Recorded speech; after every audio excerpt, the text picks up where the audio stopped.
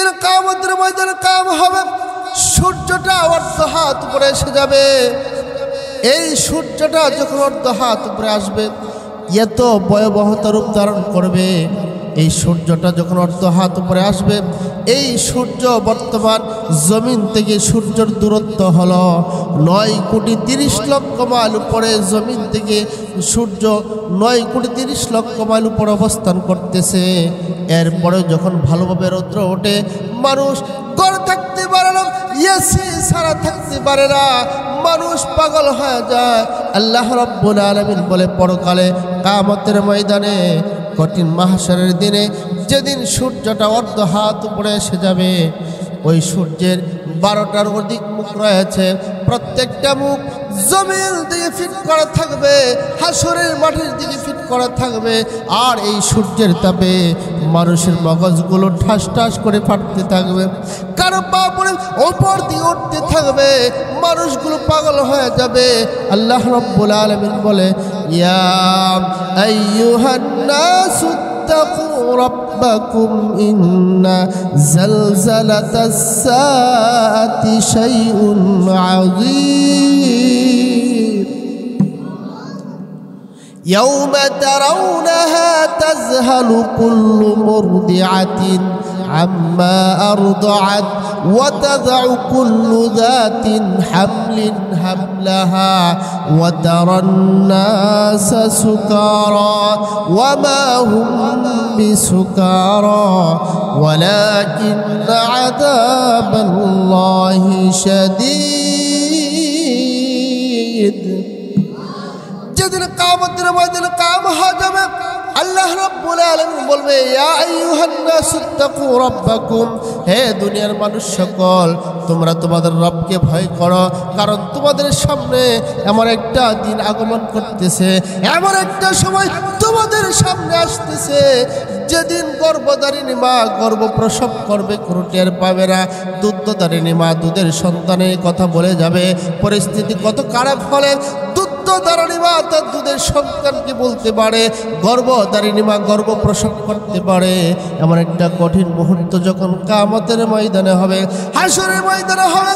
কিয়ামতের ময়দান, হাসরের ময়দান, সূর্যটা অর্ধ হাত উপরে এসে যাবে, যেদিন সমস্ত নবীরা পর্যন্ত ইয়া নফসি ইয়া নফসি বলতে থাকবে। সমস্ত হাসর মাসে শুধু একটাই প্রতিধ্বনি থাকবে, ইয়া নফসি ইয়া নফসি। শুধু রহমাতুল লিল আলামিন সমস্ত আওয়াজকে ভেদ করে একটা শব্দ থাকবে, ইয়া হাবলি উম্মতি ইয়া হাবলি উম্মতি। আয় আল্লাহ, আজকের এই পরিস্থিতিতে আমার উম্মতকে তুমি বাঁচাও। সুবহানাল্লাহ।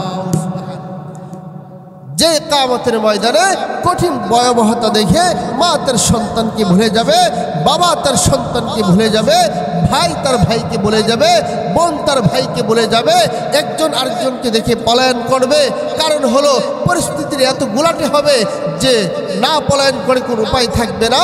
যেদিন নবীরাও পর্যন্ত ইয়া নফসি বলতে থাকবে, সারা হাসরের ময়দানে একটা শুধু শব্দ থাকবে, সমস্ত আওয়াজকে ভেদ করে যে শব্দটা থাকবে, রাহমাতুল লিল আলামিন সরকারে দু জাহান সাইয়্যিদুল মুরসালিন আকায়ে নামদার তাজদার মদিনা আহমদ মুহাম্মদ মুস্তাফা সাল্লাল্লাহু আলাইহি ওয়াসাল্লাম, একটা আওয়াজ থাকবে, ইয়া হাবলি উম্মতি। আয় আল্লাহ, আজকের এই পরিস্থিতিতে আমার উম্মতকে তুমি বাঁচাও। মুসলমান ভাইরা রে আমার, গভীর মনোযোগ। যেই দিন মানুষগুলো এমন সমস্যার সম্মুখীন হবে, ওই দিনে অবস্থা কেমন ভয়াবহ হবে। যেদিন নবীরা পর্যন্ত ইয়া নফসি বলতে থাকবে, আদম আলাইহিস সালাম ইয়া নফসি, নূহ আলাইহিস সালাম ইয়া নফসি, দাউদ আলাইহিস সালাম ইয়া নফসি, সুলাইমান আলাইহিস সালাম ইয়া নফসি, ইব্রাহিম আলাইহিস সালাম ইয়া নফসি, ঈসা আলাইহিস সালাম ইয়া নফসি, মূসা আলাইহিস সালাম ইয়া নফসি করতে থাকবে। ওই দিন এমন পরিস্থিতির শিকার মানুষ যখন হবে, ওই পরিস্থিতিকে বাঁচার জন্য সমস্ত মানুষগুলো, সমস্ত উম্মতগুলো উলঙ্গ পুলঙ্গ হয়ে উঠবে। যেদিন উলঙ্গ থাকবে, কেউ কারো দিকে তাকানোর সাহসটা পর্যন্ত পাবে না, তাকানোর সুযোগটাও পাবে না, তাকানোর সময়ও পাবে না। প্রত্যেকে নিজেকে নিয়ে ব্যস্ত থাকবে। ইয়া নফসি ইয়া নফসি, আয় আল্লাহ আজকের এই পরিস্থিতি থেকে তুমি আমাকে বাঁচাও, আমাকে বাঁচাও। সমস্ত উম্মতগুলো পরামর্শ করতে থাকবে কি করা যায়, আজকে পরিস্থিতি থেকে কিভাবে বাঁচা যায়, আমরা কিভাবে বাঁচতে পারবো, এই চিন্তা মগ্ন থাকবে।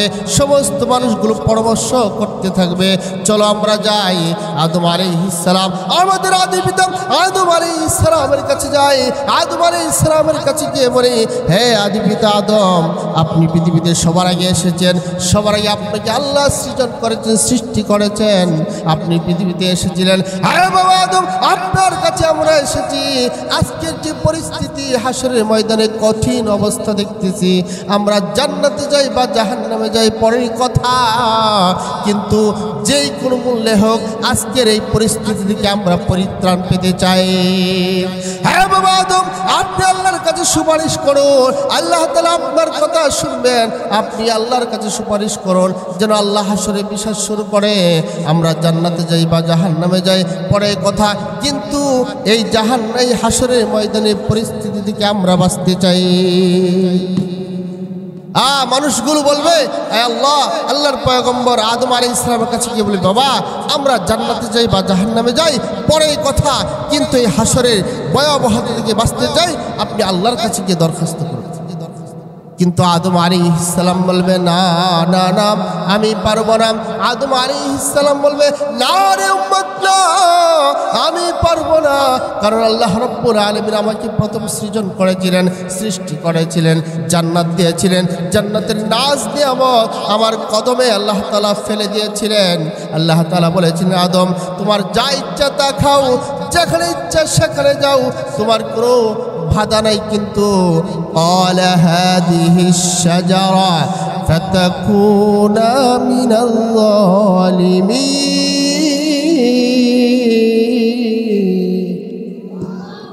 আল্লাহ রাব্বুল আলামিন বলে, আদম রে তোমার চলাফেরার ক্ষেত্রে কোনো দাড়ি ক্ষমা নাই, কিন্তু তুমি যেখানে মন চাই সেখানে যাইবা, যা খাওয়ার ইচ্ছা তা খাইবা, কিন্তু ক্বালা হাযিহিশ শাজারা ফাতাকুনা মিনাল যালিমিন। হে আদম ওই গাছটা দেখতেছো, হে আদম এই গন্ধম গাছটা দেখতেছো রে আদম, ওই গন্ধম গাছের কাছেও যায় না, ফল তো খাইবা দূরের কথা, তুমি এই গন্ধম গাছের কাছে যায় না, গন্ধম ফলের কাছেও যায় না। হে আদম তোমাকে আমি বলতেছি, আরে আদম তোমার যা ইচ্ছা তা খাইবা, কিন্তু এই গন্ধম গাছের কাছেও যায় না, গন্ধম ফল খাইও না রে আদম। যদি গন্ধম ফল খাও কেন খাইবা না এই কথা আল্লাহ বলেন নাই, আল্লাহ তাআলা বলেছেন তুমি গন্ধম গাছের কাছেও যায় না, গন্ধম গাছের ফল খাও না। কিন্তু আদম আলাইহিস সালামকে মূল্য যে ঘটনাটা হয়েছে কেন খাইতে নিষেধ করেছে, কারণ আল্লাহ তাআলা বলেন নাই। এজন্য একটু আদম আলাইহিস সালাম একটু চিন্তায় পড়ে গেলেন কেন আল্লাহ তাআলা নিষেধ করেছেন। কিন্তু হাওয়া আলাইহিস সালাম, মহিলা মানুষ তো একটু দুর্বল থাকে, ঠিক না বেটি? মহিলা মানুষ দুর্বল থাকে। আদম আলাইহিস সালাম যখন বলতেছেন আল্লাহ তাআলা কেন নিষেধ করেছেন, এটা তিনি মনে মনে চিন্তা করতেছেন কেন আল্লাহ নিষেধ করলেন, আল্লাহ তো বলেন না এই কারণে। কিন্তু কিছুদিন পর যখন তিনি এই কথা বলে গিয়েছেন, আদম আলাইহিস সালাম বলে গিয়েছেন, হাওয়া আলাইহিস সালাম একদিন খেয়াল করতেছেন গন্ধম গাছের নিচে একজন বুড়ি মহিলা বসে বসে হাউমাউ করে কাঁদতেছে। তিনার কাদার ধরন দেখে হাওয়া আলাইহিস সালামের মহব্বত এসে গেছে। তিনি কাছে গিয়ে বসলেন আর বললেন, হে হে বুড়িমা আপনি কেন কাঁদতেছেন? বলে, মারে তুমি কে? বলে, আমি হাওয়া। তুমি কে? বলে, আমি হাওয়া। বলে, হাওয়া রে আমি যে কাঁদতেছি আমি তোমাদের উপকারের জন্য, তোমাদের ভালোর জন্য আমি কাঁদতেছি। ও হাওয়া, জানো না তোমাকে আল্লাহ রাব্বুল আলামিন কেন এই ফলের কাছে যাইতে নিষেধ করেছে? এই ফল খাওয়ার জন্য কেন নিষেধ করেছে? কেন মা কেন? বলে, এই ফল যদি তুমি খাও তাহলে তোমরা জান্নাতে থাকতে পারবা না। আল্লাহ তাআলা চান, আল্লাহ তাআলা চান না তোমরা জান্নাতে থাকো। যদি এই ফল খাও তোমরা কোনোদিন জান্নাত থেকে বের হইবা না। মানে বুঝাইছে উল্টাটা। বলে, হাওয়ারে যদি এই ফল খাও তাহলে তোমাদেরকে জান্নাতে থাকতে হবে, আল্লাহ চান না তোমরা জান্নাতে থাকো, এজন্য আল্লাহ তাআলা এই ফল খাওয়া নিষেধ করেছে। হাওয়া আলাইহিস সালাম মনে মনে বলে, সর্বনাশ, আরে আমরা তো জান্নাতেই থাকতে চাই, জান্নাতে তো শান্তির জায়গা, এটা ছেড়ে আবার কোথায় যাব? তখন হাওয়া আলাইহিস সালাম আদম আলাইহিস সালামকে বোঝানোর চেষ্টা করলেন, দেখেন আমরা এত সুন্দর জান্নাত পাইলাম, এই জান্নাত ছেড়ে কোথায় যাব? একটু চলেন না, একটা ফল খাই, আমরা আজীবনের জন্য জান্নাতি হয়ে যাই। মুসলমান ভাইরা রে আমার, আদম আলাইহিস সালাম বলতেছে, না না না, আমি ফল খেতে পারবো না, আমি গাছের কাছেও যাব না, ফল খাবো না। বারবার বোঝানোর চেষ্টা করলেন। এই বুড়িমা আমাকে বলছে, এই গাছের ফল আল্লাহ এই জন্য নিষেধ করেছে। আল্লাহ তো নিষেধ কেন করেছে কথা আল্লাহ বলেননি, কিন্তু বুড়িমা বলছে এই গাছের ফল খাইলে আমরা চিরস্থায়ী জান্নাতি হব। আল্লাহ চান না আমরা চিরস্থায়ী জান্নাতি হই, নাউজুবিল্লাহ। এরপরে আদম আলাইহিস সালাম হাওয়া আলাইহিস সালামের প্রবচনায় পড়ে তিনি যখন একটা ফল ভক্ষণ করলেন, তখন জান্নাতি পোশাকগুলো খুলে গেল। খুলে যাওয়ার পরে আল্লাহ রাব্বুল আলামিন জান্নাতি পোশাকগুলো খুলে গেল, জান্নাত থেকে বের হয়ে আসলো। লম্বা কাহিনী বলা উদ্দেশ্য না, বলতেছিলাম আদম আলাইহিস সালাম বলবে, না না না, আমি পারবো না, এই পরিস্থিতির মধ্যে আমি আল্লাহর কাছে সুপারিশ করতে পারবো না। কারণ আল্লাহ যদি বলে, হে আদম, তোকে জান্নাত দিয়েছিলাম, জান্নাতের নাজ নিয়ামত দিয়েছিলাম, তোকে শুধু একটা জিনিস নিষেধ করেছিলাম, তুমি আমার নিষেধ মানতে পারো নাই, এই কথা যদি আল্লাহ আমাকে প্রশ্ন করে বসেন, আমি উত্তর দিতে পারবো না। না না না, আমাকে ক্ষমা করেন, আমি আল্লাহর কাছে যেতে পারবো না। সমস্ত মানুষগুলো বলে, চলো আমরা নূহর কাছে যাই। হযরত নূহ আলাইহিস সালামের কাছে এসে বলে, হে আল্লাহর পয়গম্বর নূহ, আপনার কাছে এসেছি, আপনি আল্লাহর কাছে সুপারিশ করুন যেন আল্লাহ রাব্বুল আলামিন আজকে এই পরিস্থিতি থেকে আমাদেরকে বাঁচান। হে আদম, হে আদম, হে নূহ, আমরা জান্নাতে যাই বা জাহান্নামে যাই পরে এই কথা, আজকের এই পরিস্থিতি থেকে আমরা পরিত্রাণ পেতে চাই। নূহ আলাইহিস সালাম বলে, না না না, আমি পারবো না, কারণ আল্লাহ কাহার রূপ ধারণ করেছেন। আল্লাহ রাব্বুল আলামিন যদি আমাকে বলে, হ্যাঁ নূহ, তোকে আমি নবী বানিয়েছিলাম, 9.5 বছর দাওয়াত দেওয়ার পরে যখন তুমি বদদুয়া করছো, রব্বিলা তাদার আলাল আরদি মিনাল কাফিরিনা দাইয়ারা, হে আল্লাহ তুমি একটা কাফিরের বাচ্চাকেও ছেড়ে দিও না, প্রত্যেকটাকে ধ্বংস করে দাও। আমি আল্লাহ দোয়া কবুল করেছিলাম, আমি তোর কথায় আমার বান্দাগুলোকে আমি পানিতে চুবে চুবে আমি আল্লাহ রাব্বুল আলামিন মেরেছিলাম।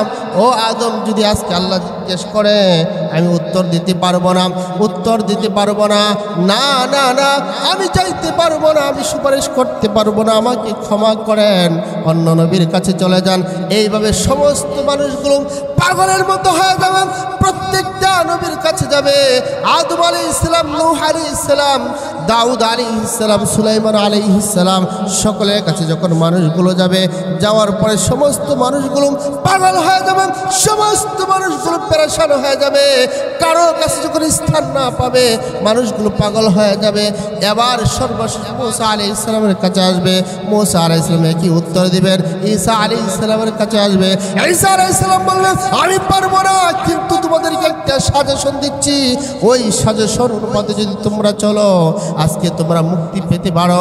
এই সাজেশন হলো, তোমরা চলে যাও রাহমাতুল লিল আলামিনের কাছে, সাইয়্যিদুল মুরসালিন, আকা ইনামদার তাজদারে মদিনা, আহমদ মুহাম্মদ মুস্তাফা সাল্লাল্লাহু আলাইহি ওয়াসাল্লাম, যিনি ছাড়া আজকে এই পরিস্থিতি থেকে তোমাদেরকে আর কেউ বাঁচাইতে পারবে না।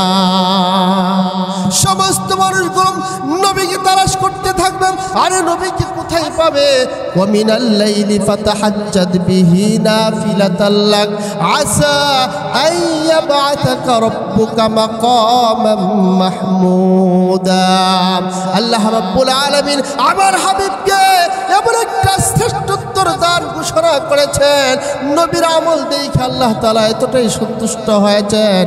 আল্লাহর পয়গম্বর বলে, আল্লাহ রাব্বুল আলামিন বলে, পরকালে কিয়ামতের ময়দানে, কঠিন মাহশরের দিনে যেদিন কেউ থাকবে না, আল্লাহ রাব্বুল আলামিন আল্লাহর পয়গম্বরকে একটা মাকামে মাহমুদ দান করবেন, একটা প্রশংসিত জায়গা যেটার নাম মাকামে মাহমুদ, ওই মাকামে মাহমুদ দান করবেন।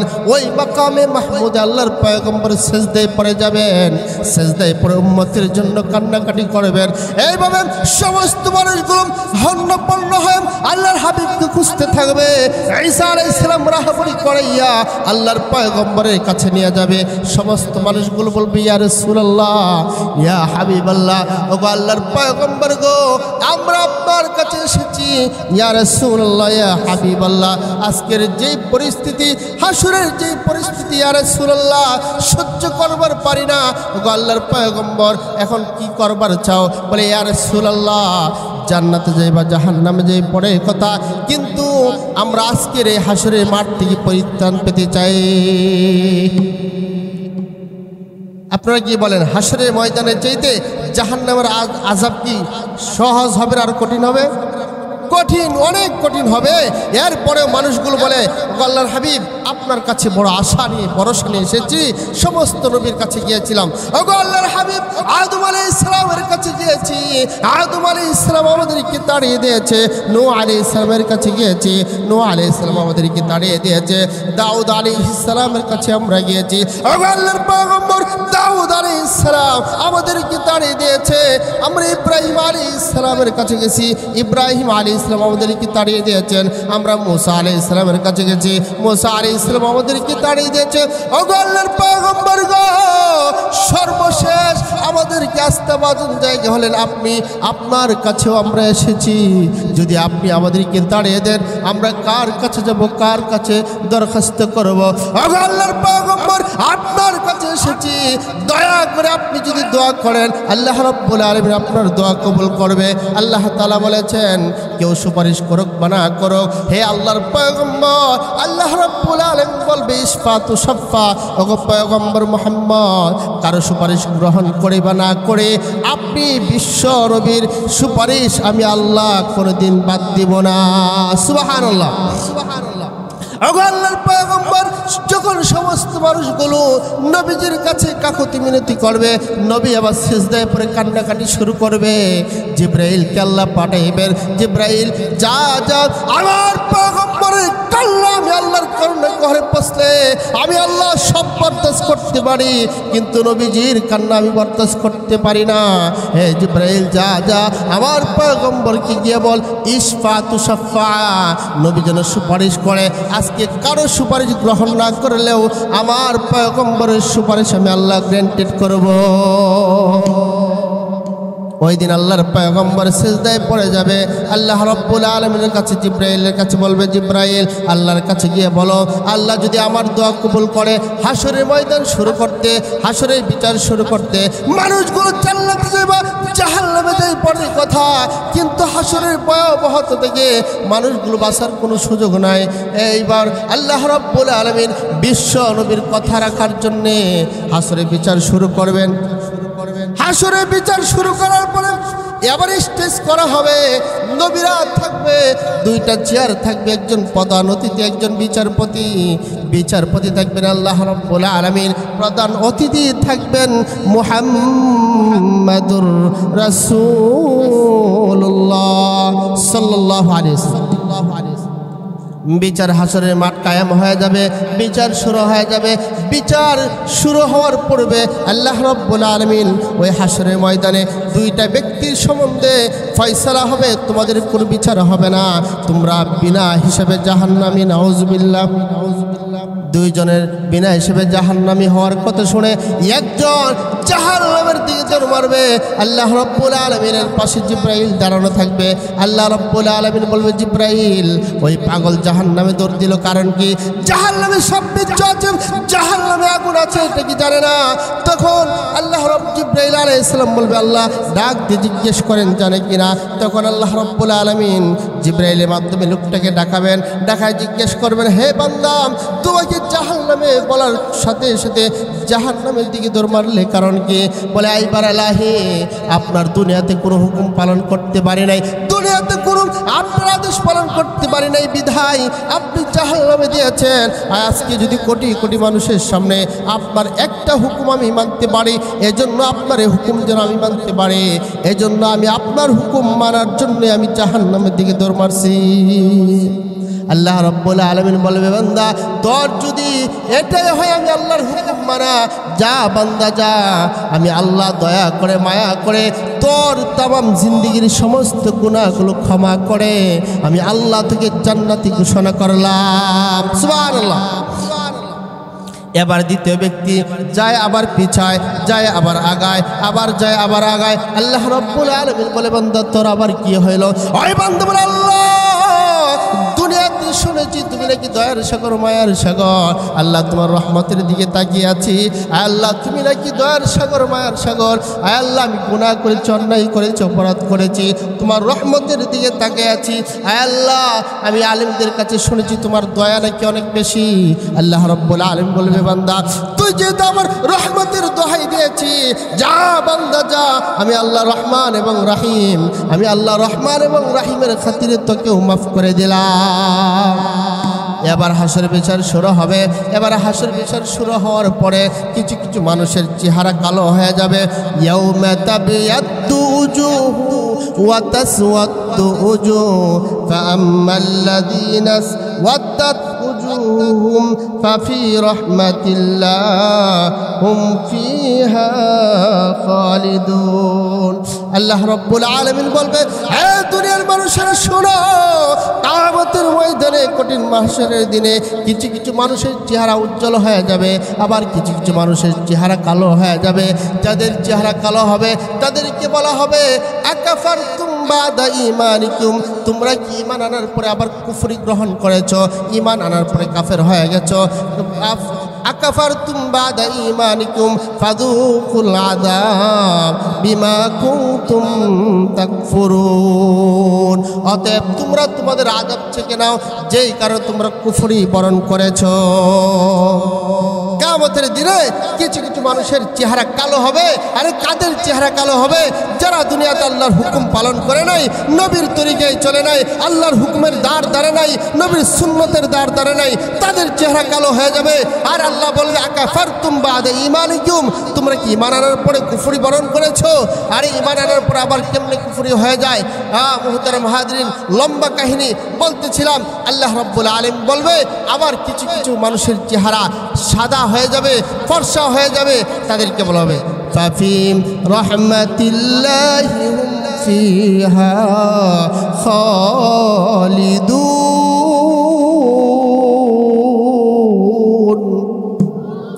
যাদের চেহারা ফর্সা হয়ে যাবে, অর্থাৎ যাদের ডান হাতে আমলনামা আসবে তাদের চেহারা ফর্সা হবে। তাদের চেহারা ফর্সা হওয়ার পরে আল্লাহ রাব্বুল আলামিন বলে, বান্দারে যেদিন কিয়ামতের ময়দান কায়েম হয়ে যাবে, যাদের চেহারা সুন্দর হয়ে যাবে তাদেরকে বলা হবে, তোমরা আমি আল্লাহর রহমতের মধ্যে থাকো, কারণ তোমরা দুনিয়াতে আমি আল্লাহর হুকুম পালন করেছো। আরে বান্দা, দুনিয়াতে তোমরা আমি আল্লাহর হুকুম পালন করেছো, পালন করার কারণে আমি আল্লাহ রাব্বুল আলামিন তোদের ডান হাতে আমলনামা দিব। কিয়ামতের ময়দানে কিছু কিছু মানুষের ডান হাতে আমলনামা পাবে। আমলনামা পাওয়ার পরে কি বলবে? ফাআম্মা মান উতিয়া কিতাবাহু বিয়ামিনিহি ফায়াকুলু হাউম ইকরাউ কিতাবিয়া ইন্নী যানানতু আন্নী মুলাকিন হিসাবিয়া। যেদিন কিয়ামতের ময়দান কায়েম হবে, বিচার শুরু হয়ে যাবে, যাদের ডান হাতে আমলনামা আসবে তারা বলবে, ফাআম্মা মান উতিয়া কিতাবাহু বিয়ামিনিহি ফায়াকুলু হাউম ইকরাউ কিতাবিয়া। যাদের ডান হাতে আমলনামা আসবে, খুশির শেষ থাকবে না, আনন্দের শেষ থাকবে না, আনন্দের ঢেউ উঠতে থাকবে। আর আমলনামা ডান হাতে পাওয়ার পরে সমস্ত হাসর তন্ন তন্ন করে ধরতে থাকবে আর ঘুরতে থাকবে। কোথায় আমার বাবা, কোথায় আমার আব্বা, কোথায় আমার আম্মা, কোথায় আমার ভাইয়েরা? তোমরা যে আমাকে যৌবনকালে আল্লাহর ইবাদত থেকে বঞ্চিত রাখতে চেয়েছিলে, নবীর দাড়ি রেখেছিলাম বিদায় তোমরা অসন্তুষ্ট হয়েছিলে। কোথায় আমার আব্বা? দেখো দেখো, ফায়াকুলু হাউম ইকরাউ কিতাবিয়া, দেখো আমি ডান হাতে আমলনামা পেয়ে গেছি, আমি জান্নাতের সার্টিফিকেট পেয়ে গেছি। আল্লাহু আকবার, আমি জান্নাতের সার্টিফিকেট পেয়ে গেছি। যখন আনন্দ করবে, আমাদের বাচ্চারা যখন মাদ্রাসায় লেখাপড়া করে, স্কুলে লেখাপড়া করে, ভালো রেজাল্ট পাওয়ার পরে এক নম্বর হওয়ার পরে হেসে হেসে বাড়িতে আসে, দৌড়ে আসে, আইসা একবার মাকে তালাশ করে, একবার বাবাকে তালাশ করে, একবার আত্মীয় স্বজনকে তালাশ করে। দেখো বাবা আমি ফার্স্ট ক্লাস হয়েছি, আর মা দেখো আমি ফার্স্ট ক্লাস হয়েছি। যখন এই কথা বলে আত্মীয় স্বজনদের, তখন তার মা উচ্চ আওয়াজে বলিষ্ঠ কণ্ঠে মানুষদেরকে বলে, আপনারা শুনছেননি আমার সন্তান A+ গোল্ডেন পেয়েছে, ঠিক কিনা? ওই কিয়ামতের ময়দানেও এমনভাবে কিছু মানুষ খুশি হবে যারা ডান হাতে আমলনামা পাবে, আর আমলনামা পাওয়ার পরে সে কি বলবে? সে বলবে ইন্নী যানানতু আন্নী মুলাকিন হিসাবিয়া। সে ডান হাতে আমলনামা পাওয়ার পরে বলবে, আমি এমনিতেই ডান হাতে আমলনামা পাই নাই, আমি আজকে যে হাসরের ময়দানে আসতে হবে, আল্লাহ রাব্বুল আলামিনের সামনে দণ্ডায়মান হতে হবে, আল্লাহ রাব্বুল আলামিনের সামনে আমাকে আসতে হবে, হিসাব নিকাশ আমাকে দিতে হবে। এইগুলো আমি জানতাম বিদায়, এটা আমি জানতাম, এই জন্য আজকে এই আজ জানতাম বিদায় আগে থেকে আমি প্রস্তুতি নিয়ে আল্লাহর কাছে এসেছি। সুবহানাল্লাহ। এই কথা বলার পরে আল্লাহ বলে ফাহুয়া ফি ঈশাতির রাদিয়া ফি জান্নাতিন আলিয়া। হে বান্দা তুমি আমাকে সন্তুষ্ট করেছো, হে বান্দা আমি সন্তুষ্ট হয়ে গেছি, আর আমি আল্লাহ সন্তুষ্ট হলে আমি আল্লাহ সুউচ্চ একটা জান্নাত তোকে দান করে দিলাম। সুবহানাল্লাহ। এটা হলো জান্নাতি ব্যক্তির পরিচয়। এবং যারা বাম হাতে আমলনামা পাবে তারা অসন্তুষ্ট হবে, যাদের চেহারা কালো হবে তাদের বাম হাতে আমলনামা আসবে, যাদের চেহারা বাম হাতে আমলনামা আসবে তাদের চেহারা কালো হবে। আমাদের বাচ্চারা যখন স্কুলে ভালো রেজাল্ট করতে পারে না, তখন তার মুখটা বেজার অবস্থায় বাড়িতে আসে, মা দেখে বুঝতে বাইরে থেকে সান্ত্বনা করে দেওয়া অসুবিধা নাই, আবার আগামীতে পাস করবে। কিন্তু দুনিয়ায় পরীক্ষা একবার ফেল করলে দ্বিতীয়বার অংশগ্রহণ করে পাস করার সুযোগ থাকলেও পরকালের বিষয়ে পরকালের পরীক্ষায় ফেল হয়ে গেলে দ্বিতীয় দুনিয়াতে আইসা পাস করার কোনো সুযোগ নাই। আসেনি? নেই। আর যারা বাম হাতে আমলনামা পাবে তাদেরকে বলা হবে ওয়া আম্মা মান উতিয়া কিতাবাহু বিশিমালিহি ফায়াকুলু ইয়া লাইতানি লাম উতা কিতাবিয়া। যারা বাম হাতে আমলনামা পাবে তারা আমলনামা বাম হাতে পাওয়ার পরেও আল্লাহ রাব্বুল আলামিনকে বলবে, আয় আল্লাহ আম্মা মান উতিয়া কিতাবাহু বিশিমালি, যারা বাম হাতে আমলনামা পাবে ফায়াকুলু ইয়া লাইতানি লাম উতা কিতাবিয়া।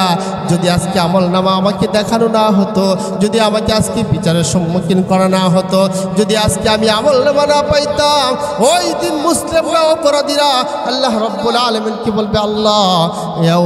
আল্লাহ কিয়ামতের দিন মুজরিমরা বলবে মা কিতাবু লা ইউগাদিরু সগীরাতাও ওয়ালা কাবীরাতান ইল্লা আহসাহা ওয়া ওয়াজাদু মা আমিলু হাদিরাও ওয়ালা ইয়াযলিমু রাব্বুকা আহাদা। আল্লাহু আকবার। কিয়ামতের ময়দানে যখন আমলনামা পেশ করা হবে, আমলনামা পেশ করার পরে মুজরিমরা বলবে, অপরাধীরা বলবে, যাদের বাম হাতে আমলনামা আসবে তারা বলবে মা লিহাদাল কিতাব, এটা কেবল আমলনামা যে আমলনামার মধ্যে লা ইউগাদিরু সগীরাতাও ওয়ালা কাবীরা, বাদ পড়ে নাই ছোট থেকে ছোট, বড় থেকে বড় কোনো গুনাহ বাদ পড়ে নাই। মা লিহাদাল কিতাব, এটা কেবল আমলনামা গো যেটা থেকে কোনো গুনাহ বাদ দেওয়া হয় নাই। কিন্তু আল্লাহ রাব্বুল আলামিন কিয়ামতের ময়দানে কারো উপর জুলুম করবেন না, প্রত্যেকে যে কর্ম করেছে তা সকলের সামনে পাবে। এইভাবে যখন হাসর শুরু হবে, বিচার শুরু হবে, একদলকে বিনা হিসেবে জান্নাত দেওয়া হবে, একদলকে বিনা হিসেবে জাহান্নামে দেওয়া হবে। লম্বা কাহিনী বলা উদ্দেশ্য আমার না। যেদিন কিয়ামতের ময়দান কায়েম হবে, কঠিন হাসরের দিনে মানুষগুলো নবীদের কাছে গিয়ে যখন আবদার করবে, ওই দিন হাসরবাসী কেমন হবে? ওই দিন জাহান্নামে এত ক্ষুধার্ত থাকবে, এত ক্ষুধার্ত থাকবে, মানুষ যখন ক্ষুধার্ত থাকে পাগল হয়ে যায়, কোথায় খাবে? চুরি করে না, লুকিয়ে খাবে। আপনার হিংস্র প্রাণী যখন ক্ষুধার্ত হয়ে যায়, যখন দড়িতে বেঁধে তাকে রাখা হয়, দড়ি ছিঁড়ে সে খাওয়ার জন্য প্রস্তুতি গ্রহণ করে। কিয়ামতের ময়দানে জাহান্নাম এত ক্ষুধার্ত থাকবে, এত ক্ষুধার্ত থাকবে, ক্ষুধার্ত থাকার কারণে আল্লাহ রাব্বুল আলামিন 70,000 শিকল লাগাইয়া 70,000 শিকলে আবার 70,000 করে ফেরেশতা থাকবে। ওই ফেরেশতাগুলো জাহান্নামকে টেনে ধরে রাখবে, কিন্তু জাহান্নাম এত ক্ষুধার্ত থাকবে, জাহান্নামকে ধরে রাখতে পারবে না, জাহান্নাম চলে আসতে থাকবে। তখন আল্লাহ রাব্বুল আলামিনের কাছে ফেরেশতারা বলবে, আল্লাহ গো, আর পারছি না জাহান্নামকে ধরে রাখতে। এক একটা গর্জন দেবে জাহান্নাম, এত ভয়ঙ্কর গর্জন, হাসর বাসে একবার চিৎকার করে উঠবে। আল্লাহ রাব্বুল আলামিন ফেরেশতাদেরকে বলবে, ও আমার ফেরেশতারা, দুনিয়ার মধ্যে আমার ওই বান্দা সকলের চোখের পানিগুলো কোথায়, যারা আমি আল্লাহর ভয়ে কেঁদেছে, যারা শেষ রাত্রে ওইরে তাহাজ্জুদের নামাজ পড়ে আমি আল্লাহর কাছে রোনা জারি করেছে, ওই চোখের পানির বড়ই মূল্য, ওই চোখের পানিটা আল্লাহ সযত্নে রেখে দেন। কিয়ামতের ময়দানে যেদিন হাসরে জাহান্নাম আগাইতে থাকবে, আল্লাহ রাব্বুল আলামিন ওই পানিটুকুন ফেরেশতাদেরকে বলবে, ফেরেশতারা আমার ওই পানিটুকুন জাহান্নামে নিক্ষেপ করো। যেই মাত্র জাহান্নামে নিক্ষেপ করা হবে, জাহান্নাম পিছাইতে শুরু করবে। তখন ফেরেশতাকে বলবে, ফেরেশতারা আল্লাহকে বলবে, আল্লাহ এটা কেমন পানি, এটা কোন বরকতের পানি? আয় আল্লাহ, এটা আমি জমজমের পানি না জান্নাতি পানি না কাউসারের পানি? আল্লাহ রাব্বুল আলামিন বলে, ফেরেশতারা রে, এটা আমি জমজমের পানি না, এটা কাউসারের পানি না, জান্নাতের পানি না, এটা হলো আমার ওই বান্দা সকলের দুনিয়ার বান্দাদের চোখের পানি, যারা চোখ দিয়ে আমি আল্লাহর ভয়ে টপ টপ করে পানি পড়েছে, ওই পানিটার পাওয়ার এত বেশি। সুবহানাল্লাহ। এজন্য চোখ দিয়ে কাঁদার মতো যোগ্যতা অর্জন করা, চোখ দিয়ে কাঁদতে পারলেই সে সফল। ঠিক না? ঠিক। ওই দিন বিচার যখন শুরু হবে, বিচার হওয়ার পরে আল্লাহ রাসূলের আবদার রাখতে গিয়ে আল্লাহ তাআলা বিচার শুরু করবেন। একদলকে জান্নাত, একদলকে জাহান্নাম দেওয়ার পরে জান্নাতীরা তো জান্নাতে চলেই যাবে, তবে জাহান্নামীদেরকে মালিক ফেরেশতা হাঁকায়া হাঁকায়া, গরু রাখল যেমন গরুদেরকে হাঁকায়া হাঁকায়া নিয়ে যায়, নিয়ে যায় লাড়ি দিয়ে হেট হেট করে নিয়ে যায়, ওই মালিক ফেরেশতা হাসরবাসীদেরকে জাহান্নামীদেরকে লাঠি দিয়া যাইতে চাইবে না, পিটায় পিটায় জাহান্নামী নিয়ে যাবে। নিয়ে যাওয়ার পরে জাহান্নামীরা বলবে, মালিক ফেরেশতা বুঝেছি আল্লাহর হুকুম, হ্যাঁ তুমি তো আমাদেরকে নিয়েই যাইবা, তবে আমাদেরকে একটু কাদার সময় দাও, যে আমরা একটু কাঁদি, দুনিয়াতে কেন অবহেলা করে সময় কাটাইলাম, দুনিয়াতে কেন আল্লাহর হুকুম মানতে পারি নাই, কেন নবীর তরিকায় চলতে পারি নাই, এই জন্য একটু অনুশোচনা হয়েছে, একটু কাদার সময় দিবা, যে একটু কাঁদবো। তখন মালিক ফেরেশতা বলে, रोने की वक्त जो रोया नहीं, वक्त जाने की बद रोने से कुछ पैदा नहीं, रोने की वक्त जो रोया नहीं, वक्त जाने की बद रोने से कुछ पैदा नहीं।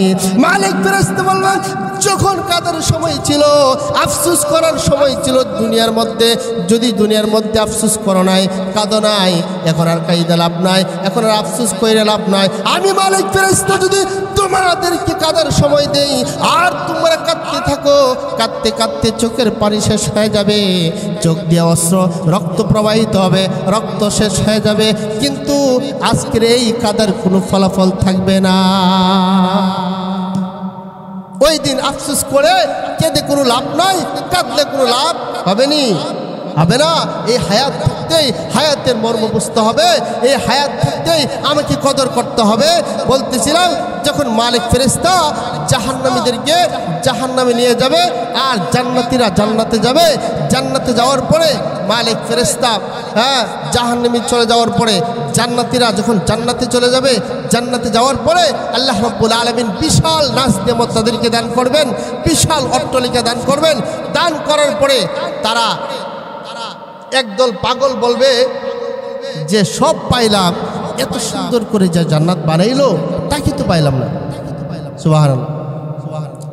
একদল পাগল বলবেন, জান্নাত দে দু जग से यार अब क्या करो, आरज़ू है मैं तुझे देखा करो, জান্নাতে तू जग से या रब क्या करो अर्जो है मैं तुझे देखा करो हूर गलमा जितने नियामत है तो सबसे बेहतर नियामत दीदार तो हूर गलमा जितने नियामत है तो सबसे बेहतर नियामत दीदार तो ওই পাগলরা বলবে আল্লাহ জান্নাত দিয়ে কি করব জাহান্নাম দিয়ে কি করব জান্নাত যে বানাইছে এত সুন্দর করে না জানি তিনি কত সুন্দর আয় আল্লাহ তোমার হুর গেলমান দিয়ে কি করব তোমার জান্নাত দিয়ে কি করব আমরা চাই তোমার দিদার সুবহানাল্লাহ আর আল্লাহ রাব্বুল আলামিন পবিত্র কালামের মধ্যে বলছেন ولكم فيها ما تشتهي أنفسكم ولكم فيها ما تدعون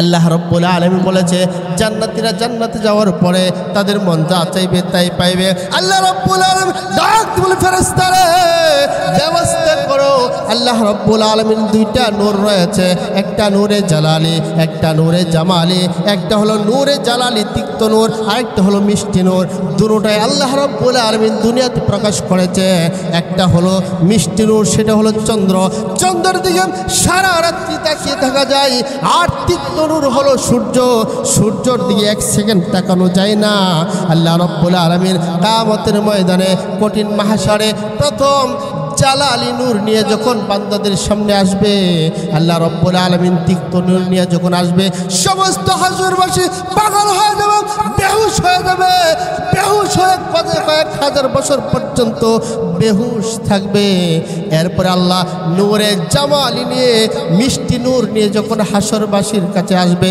জান্নাতীদের কাছে আসবে জান্নাতীরা এক পলকে ৮০,০০০ বছর কেটে যাবে সুবহানাল্লাহ আল্লাহকে দেখার স্বাদ আলাদা আল্লাহকে দেখবে তো কত হাজার বছর চলে যাবে ৮০,০০০ বছর শুধু এইভাবে যে তাকাইছে এক পলক হবে ৮০ বছর তাকাইছে তো তাকাইছেই চোখ ফিরায় নিবে না আল্লাহ রাব্বুল আলামিন ৮০,০০০ বছর পরে টুক্কা দিয়ে কবে গিরে বান্দারা তোরা জান্নাতে নাচ দিয়ে মত রেখে আসছো এক একজন জান্নাতীকে ৮০,০০০ খেলনার জিনিস দেওয়া হবে